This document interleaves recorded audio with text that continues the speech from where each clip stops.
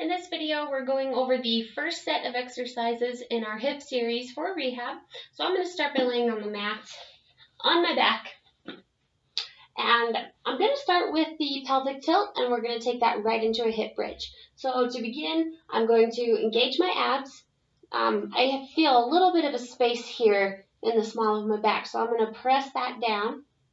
I'm going to squeeze my glutes. I'm going to leave my arms resting here at my side.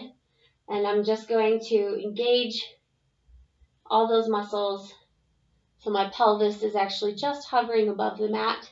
And once I have that feeling, I'm going to go ahead and press my hips all the way up as far as it can.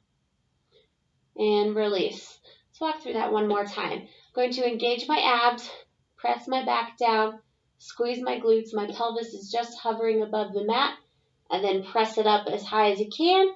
You want to get a nice straight line between your shoulders and your knees. And release. Okay, so the second exercise we're going to do is a stretch. So I'm going to bring my knee into my chest. I'm going to wrap my fingers around my shin. If that's too much of a reach for you, wrap behind the thigh. Then with my toes flexed back towards me, I'm going to press my heel up towards the ceiling so I get a good stretch across the back of the leg. And then nice and controlled, release that leg down. Repeat on the other side. Go ahead and bring that knee in. Flex those toes. Press the heel up towards the ceiling. And release. So the third exercise is really going to focus on the front of the hip. I'm going to keep one leg bent. I'm going to straighten out my other leg. Keep my toes flexed, pointing up towards the ceiling. And then what I'm going to do is I'm just going to engage my abs. Lift that leg up. Bring it back down. Nice and controlled. Really feel those hip flexors working. This is also a really good core exercise. So when you're doing these, don't forget to keep your core activated. Keep that belly button sucking in towards your spine. As your hip flexors work in conjunction with your core. So you really want all those muscles engaged here. Then just make sure you do that on the other side. Go ahead and bend and straighten the opposite legs. Keep those toes flexed. Keep those abs engaged.